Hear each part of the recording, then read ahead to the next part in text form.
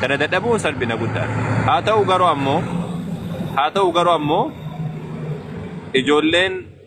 ijoolleen Dubaay keessa jirtu kan biraadha akkasumatti kanaaf an du'aadha jedha Dubaayin takbiira 4 irra salaatamee galamee jira biraa. Wallahi osoo Saudii taate ijoollee osoo Saudii taate jajuudhaaf illee miti waan an keessa jiruuf miti. Laakiin ijoolleen Saudiidhaa kanarratti galatooma. Wanni akkasirratti qaldiin hin jiru. Ijoollee lubbuu qabdutu as jira. Nama lubbuu qabutu as jira. Dhugaadha. Dubaayin ammoo namni bashannanaaf deema. Achumaan bashannanni sun qalbii isin seenatti fakkaata hin duutan isin duutanii jirtan. Kana ragaa nuuf fidaa jettan ammoo ragaan kanaa oliidhaan jiru. Takbiira 4 irra salaannee geessinee jira warra Dubaay. Lubbuun qabdan. Hafuuran qabdan. Keessan geeffameetiin jiru. Kan biraadha ammoo kan wanna ati nama gurbattii farshoota akka ta'an gabbaatee Nabii Rabbiidha alayhi salaatu wassalaam arrabsitu. Nuti waan biraan jennuuni sareen gaafa duttu wama hundatti dutuu jalqabdi gaafa maraatti. Sareen wama hunda dutuu jalqabdi. Duttee dutuu beeytan isaa sareen dutteeti erga sani ammoo ji'allee ollaaltee ji'aa fi aduuttillee dutuu jalqabdi. Aduu fi ji'allee. Duttee wama hunda beeka sareen gaafa maraattee wama hunda wanna seeti wama hunda wama laafaadha seeti. Asii ollaaltee wanna ji'allee dutti aduullee itti dutti. Beeka isuma kana kan deebiin jedhaadha isuma kana. Farshoon nuti gayyaatee farshoon garamee akka nuti yaa'u jiru. Wallahi saalfanne yoo abboo Oromoo himachuu saalfanne. Wallahi saalfanne akka malee saalfanne. Saalfanne akka Itoophiyaatittu. Yeroo hunda Itoophiyaa keessatti namni Nabii Rabbiidha alayhi salaatu wassalaam arrabsu Oromoo. Takka Amaara hin dhageenye. Amaarri akka malee akraarii Kiristinnaa keessatti akraariidhaa suni takkaan arrabsu. Maaliif jenna Ortodoksiidha irra caalaa isaa. Xiqqoo si namoota gurguddaa of keessaa qaban. Maanguddoo of keessaa qaban. Laakiin Oromoo keessa as deebiteetiin jettee waaqeffataa fi pheenteedha. Irra caalaan isaadha. Kan kaafiraa kan musliimaan ala jiru jechuudha. Kan musliimaan ala jiru pheenxee fi waaqeffataadha. Keessattuu waaqeffataadha. Ummata tartiiba hin qabne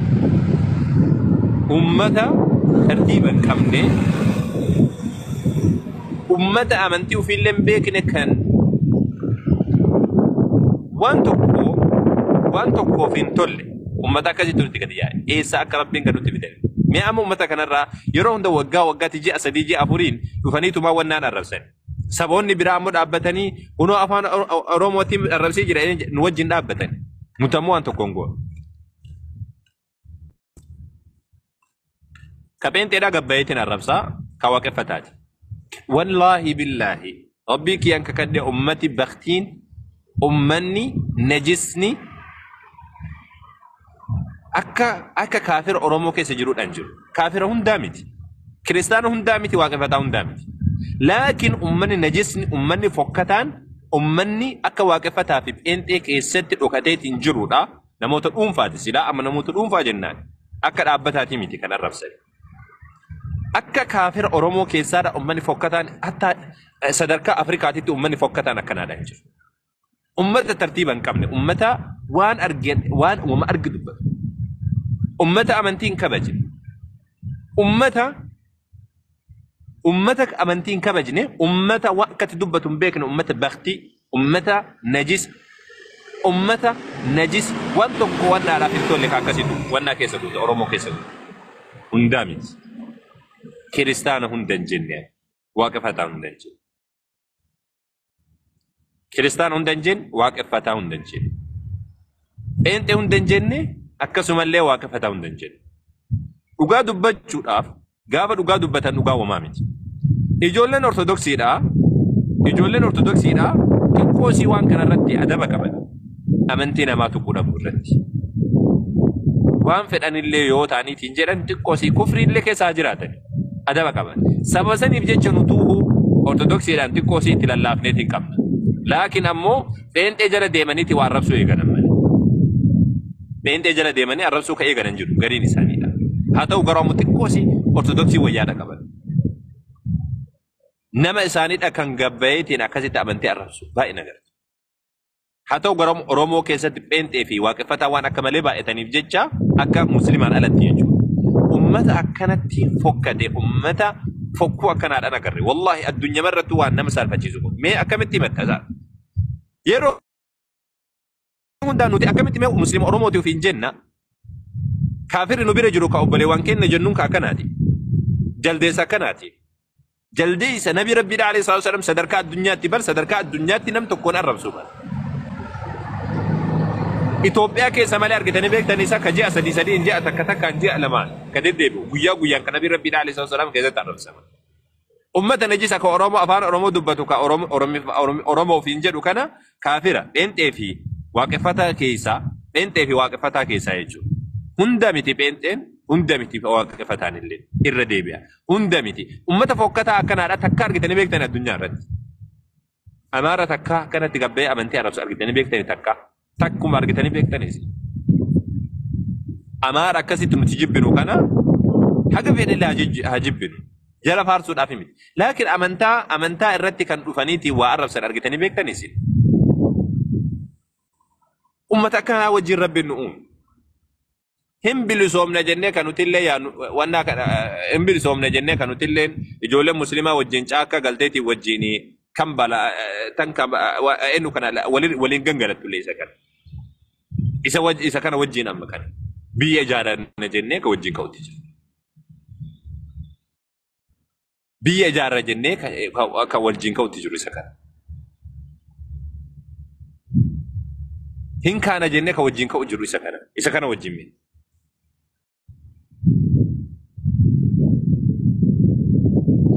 Isa kana wajjin rabbiin nu kaa'e. Isa kana wajjin rabbiin nu uume. Akkam goona sana. Himachuu saalfannee amma Itoophiyaa keessatti wallahi himachuu saalfanne. Yeroo hunda arrabse jedhanii kan fidan nabi rabbiidha alayhi wasallam arrabse jedhanii kan miidiyaa irratti fidan Oromoo mataa. Sabni biraatu maal namaan jedhasa? Ummanni biraadha maal namaan jedhasa? Ummannummaan biraatu maal nuun jechuu jirasa? Ummata akkana hayawaana akkanaadha beeyladaa akkanaa wajjin rabbiin nu uume. Aboo beeyladaa akkanaa wajjin rabbiin nu uume. Beeyladaa akkanaa wajjin rabbiin nu uume. Eegasanii beeyladaa akkanaa wajjin hin bilisoomne jennee nuti illee haasoyi. Bilisummaa maal argannasaa? Gabrummaa sheexanaadha. Gabrummaa jala osoo kana caala rabbiin subhaanahu ta'ala nu balleessu malee. Kana caala rabbiin nu balleessu malee maal arganna? Bilisummaa maal arganna kana wajjin? Beeyladaa wajjin hayawaana wajjin. Biyya walitti qabne jennee waan hin ta'in hin qabne. Sheekotiin keenya imaamaa mulqattee biyya walitti qabne jedhanii wal hammatanii waan hin ta'in hin qaban. Laakiin ammoo kaafirri wanni isa jaalachiisu ati kafaruu qofa malee wanni biraadha. Wanni biraadha isa jaalachiisu.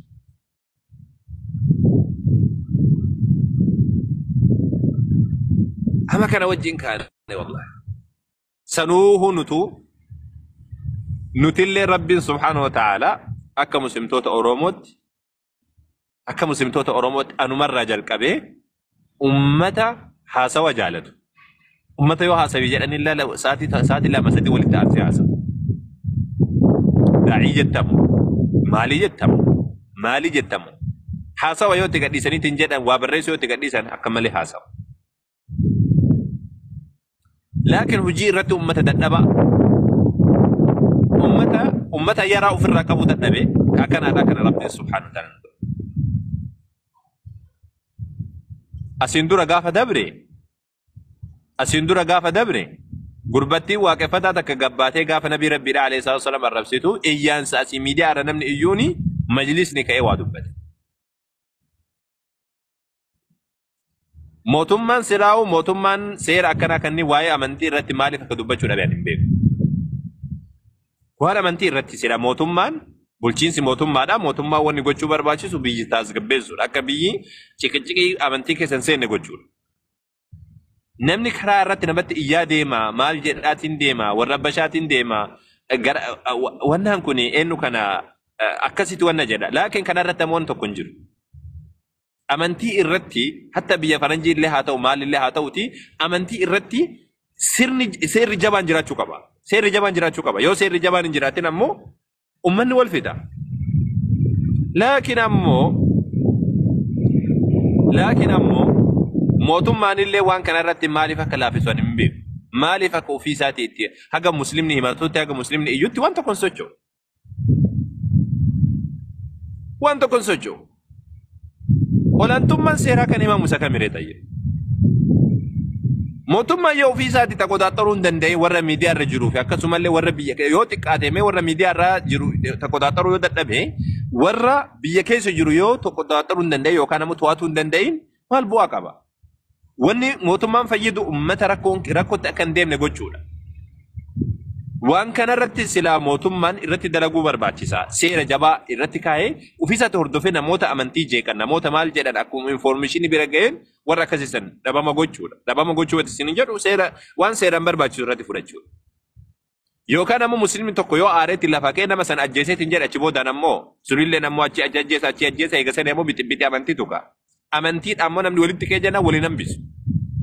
Naannoo musliimaa irratti kiristaana miidhama, naannoo kiristaana irratti musliimatu miidhama.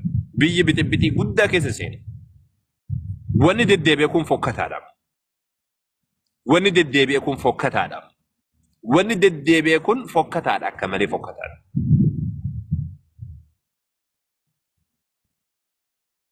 Wanni deddeebi'e kun akka malee fokkataadha. Keessattuu waaqeffataa sadarkaa lammaffaa irratti ammoo warra pheentee ofiin jedhu. Warra pheentee ofiin jedheetiin deemu. Hunda miti. Hunda miti. Warra adaba tokko hin beekne. Adaba yoo haasawaa jedhaniin adaba hin beekne. Ufiilee dubbatee si dubbachiisuudhaaf deemu. Warra waan tokko adaba tokko wanna irraan qaban warra akkasiisan Rabbi subhaanahu wa ta'ala wannaadha.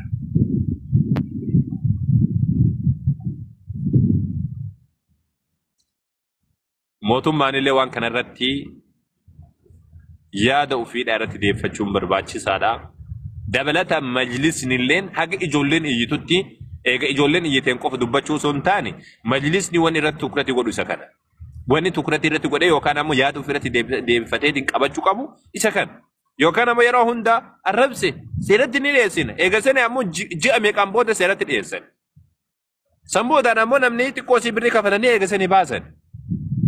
Yoo akkana taate maal godhu jiraannare Itoophiyaa keessa? Achiin baanuree maal goonaree Oromiyaa keessaallee baanuree dhiifnee fi waaqeffataa fi peenteedha dhiifnee? Baanuu dhiifnee? La wallah hin baanu. Akkasii miti hin baanu bara. Hin baanu. Achi boodaan rakkoo guddaatu dhufa yaa jamaa ummata keenya rakkoo guddaatu dhufa.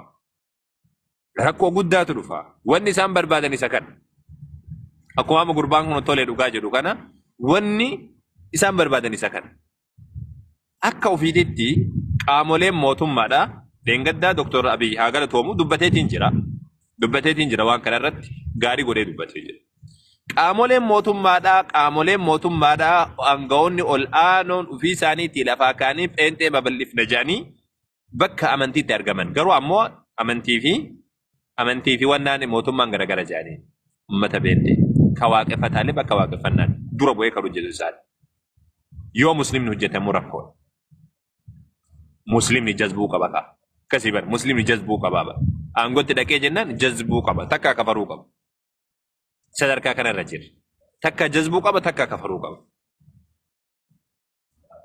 Yaa ummata keenya dammaqaa. Majlisni illeen haa dammaqu. Yaa majlisa keenya dammaqaa. Yaa majlisa keenya dammaqaa. Akka namni dubbatu qofa hin eegina. Majlisa jechuun waan guddaadha isinitti dhiibnee taa'u jirra. Waa hedduu kan dubbannullee dhiifneetiin taa'u jirra. Dammaqaa. Warri majlisa keessa jirtan dammaqaa. Yeroo hunda jalifnee akkanumatti naasoynu. Yeroo hunda jalifnee akka ijoolleen iyyituun eeginaati. Dammaqaa irratti illee hojjedha. Nullee garsiisa. Yookaan ammoo afaanumaan maglacaan qofti kennamuufi yookaan ibsi waraqaadhaan baafameetiin kennamu qofaa miti kan nuti barbaadu.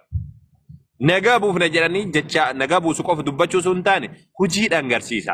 Hojiidhaan garsiisa. Namoota akkanaa kanneen baalagee akkanaa kanneen seeratti dhiyeessaati erga sanii ammoo mootummaan irratti tarkaanfatu. Mootummaan wanta tarkaanfii irraa fudhatu akka gurbattii dheengaddaa amma xiqqeeshuma jedhanii kan erga sanii torbaan tokkoon booda poolisiin baalageen gadhiiftu kanaa miti. Mootummaa dubbadhaati wajjin waa'ee amantii irratti akka kabajamu gochisiisa. Yookaan ammoo akka nuti jirru kun gaariidhaa miti. Nuti illee uummata du'aa rabbiin nu godhe. Ummata hin jirre rabbiin nu godhe akkasumallee ammoo kaafirri Oromoo keessaa ammoo baalagee rabbiin godhe.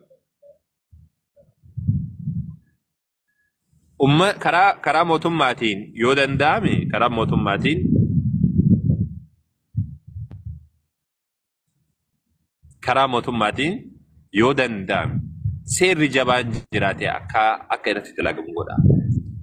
Ijoolleen keenyas hin callisina, inuma hin callisina.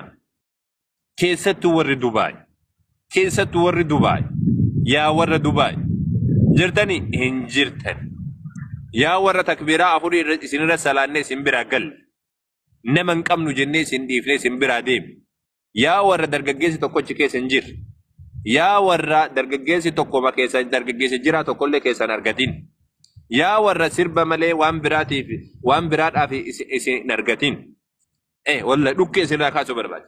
Yaa warra waan tokkollee isinirraan argatiin dhiira jajjaba isin keessan argatiin yaa warra dubara akka dhiiraadha keessan argatiin mee isinillee jiraadha yaa rabbi ruuhi nutti godhe jedhame yoo jiraatta yaa sheekota warra Dubaay keessa jirtan yaa warra Dubaayin keessa jirtan yaa warra sammuu qabdan yaa warra Dubaay keessa jirtan sheekota komportaa uffatanii deemtan akkuma kiyya kana mudawwara uffatanii deemtan.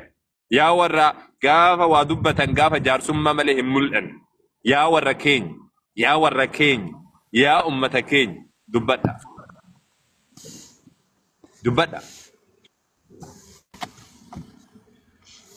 Kaafirri adaban beeku isinitti maqajeelchime tana qajeelcheetuma isinitti kaafirri adaban beeku wallaahi adaban beeku. Rabbiin taraafi bar ofirraa dhoowwaa jedheetiin dubbate bar. Kaafirri adaban beeku bar. Akka isin afaaniin haasoo akka afaanii wanta dhufeetiin isin jaalanne jedhu sanii miti. Wallaahi akkasii miti abadan. Jala muraa isa kana. Kaafirri adaban beeku bar. Yoo ati ofirraa dhoowwite malee kaafirri Rabbiin subhaanahu wa ta'ala walawlaa daf'u Allaahi naasa ba'dahum biba'din lahuddimat sawaami'u wa bii'u wa salawaatu wa masaajidu yudhkaru fiihaa ismullaahi kathiira.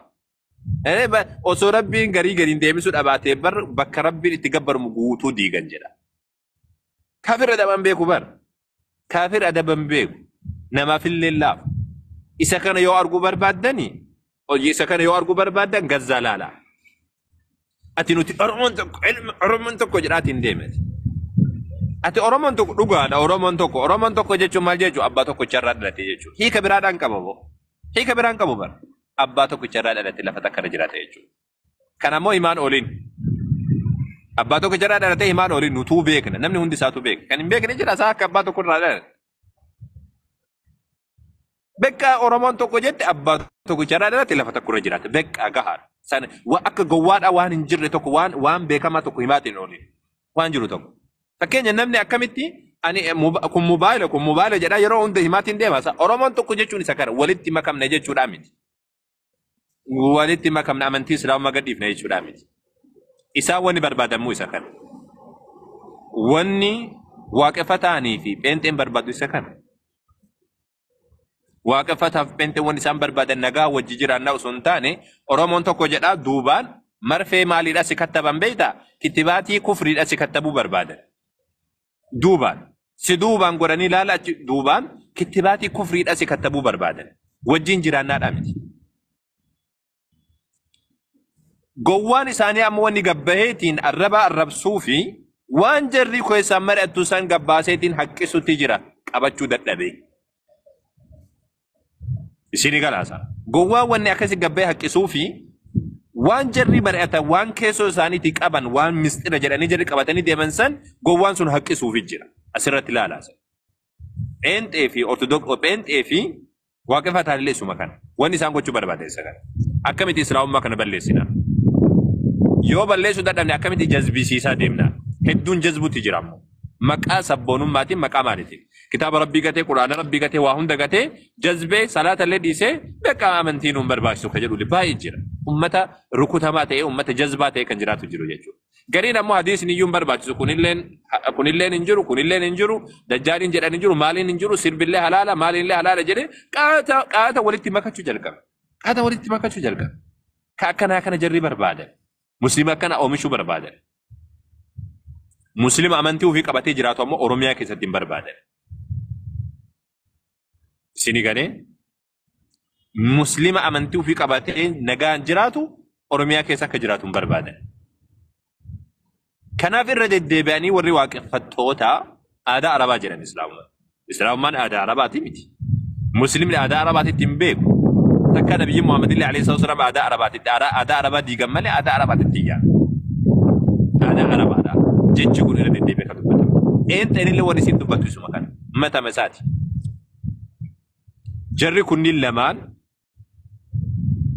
rahima tokko keessa kan bahan kan jibba islaamummaadhaatiin guutamanii lamaan isaaniitu ati ammoo jazbaadha kamaal ati jazbaadhaa miti reeti ati jazbaadhaa ufitti fudhadhu mee osoo jibbitu jazbaa wanti siin jedhu ani jazbaadha jedhime akkasii bar yoo akkas jette malee akkam goota dheessa ati jazbaadhaa mire laakiin nuti jaalala lamna nuti maalii goona kun sirriidhaa miti maal sirriidha dubbattaati waan ummata akkana jazbaadhaan agarre ani wallaahi na ajaa'ibsiisan mucaan beekaa siraa jedhaniin tokko gaafa miidiyaa irratti baheetiin alaabaa oromoodha alaabaa wannaadha gube alaabaa oromoodha akka duraaniidha san gube miira keessa seeneetiin gube tayyib gube ummata akkamisin ummata jazbaa carqii tokkicha gubameef jecha dubbatu kan maqaa nabii rabbiitiif alayhi salaatu wasalaam hin dubbanne ka akkasiidha san koomentii isaa jala seeneetii yoo laalu ka akkasii san arge ummata jazbaa ummata muslimaadhaa jedhaniitiin kan nutillee lakkaannu ummata jazbaa laalmee ummata jazbaa carqii tokkicha gubate carqii mucaan ofii isaatii bitate alaabaa san gube jechuun oromoo guutuu gube jechuudha miti miira keessa seeneetiin gube tayyib ummata jazbaa carqii gubate jetteetiin boossu kama kana nabii rabbiitiif alayhi salaatu wasalaam hin dubbanne ka akkana kana rabbiin agarsiise isa kana wajjiin rabbiin oromoo na jechisiise isa kana wajjiin rabbiin na uume isa kana wajjiin amantii islaamummaadhaa kana na himachiise islaam ani baga gubelleen jenne ani baga gubeef hin gubneedhaan miti mucaan gubuun haa gubuu haa dhiisu yoo barbaachisu sun waawwannaati sun waan poolitikaati san ofirra alaabaan guyyaa keessa hojjetame waan siyaasaadhaan wal qabatu waan hin jirruudhaan wal qabatu sun waan keenyaadhaan ummata carqii tokkichaaf dubbatu ummata rasuula rabbiitiif alayhi salaatu wasalaam hin dubbanne ka ofii muslima jedheetiin deemu ummata akkana rabbiin agarsiise kana wajjiin anillee kana wajjiin himan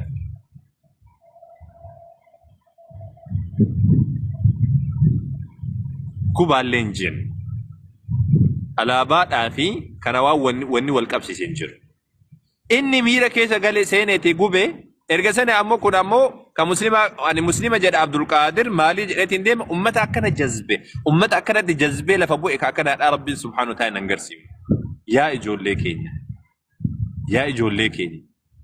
ijoollee keenya maaluma taatansa maaltu isin tuqe maaliif jazbitan maaliif jazbummaa kana rabbi isinitti buuse maaliif jazbummaa kana rabbi isin keessa buuse inni aareetiin miira keessa seenee waan jaalatu tokko akkas godhe isin ammoo rabbiin waan carqidhas hin dubbichiisaa isaa osoo nabiin rabbiidha alayhi salaatu wasalaam maqaa isaanii dubbata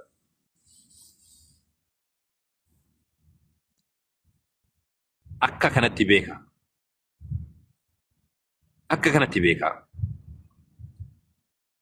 waaqeffataa fi eenxeenillee wanni namarraa barbaaddu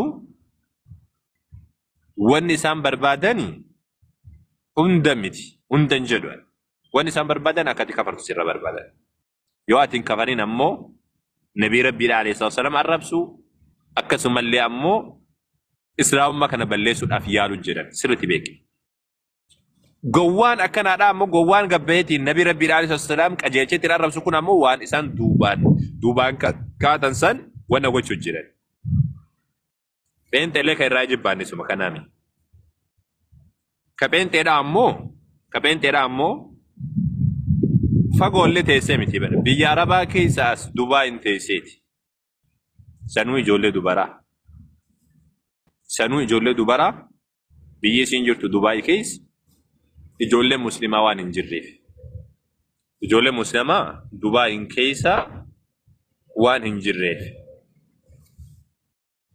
أكنا جتشون كيا نمني جرو جتشورا قامة تجرا ماله فون أشي كم أكا كريستاني جلوسن فون وفتر وفكا جدا فون أشين كم غرو روحي كيسان كم نمالي روحي كيسان كم فون ني كم ناتشي أشي فون كم ناتشي لكن فون كم نمالي روحي كيسان كم نكاتشي لا روحي كيسان كم بيا مكا سلامة همت بيا سيرا قبض بيا سلا نمني كيسات والبيكا جدام إجولين چوچين هندي قبهاني تنقاف نبي ربي عليه الصلاة والسلام نبي كبجما نبيوتا هندا أوليدا كان الدنيا الرتي نبيين تقول كأكس هردفة منجر هردفتون نساني نما بليون لما أوليدا كان أرى صدركا الدنيا الرتي أمانتين إسلام ما داكوني أمانتي إسلام ما أمانتي سفسان دور جرجر أمت يامم كان الدنيا غوتو إتغارغالتي غويا نمني شهادة أبتا إسلام ما تسينات أولو نبي كبجما مكا إجولي كرفاشا إجولي نجس بختي الآن قاف مكان إساني دا ركوتا مكان إساني دا همو جولين مسلم عمو كان دبي كيس جيران أروما ولتكم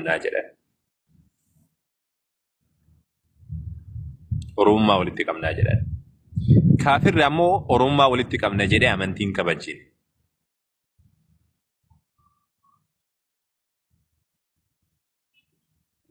كافرني أروما ولتكم ناجران تكا نبي ربي عليه الصلاة والسلام كبجين بيكو برسيسا في مالي نبوتون إساءكم أرقتن سني ويتمري قونا يوجنو الربا في قبائتنو برسيسا بينتنا كان جرمو أكما دينغا درقتن سن الربا في قبائتنو كافري ساتي تكافل نوتي أروما ولتكم نامي أمتا كان إني كبجين جد إتكام بيكو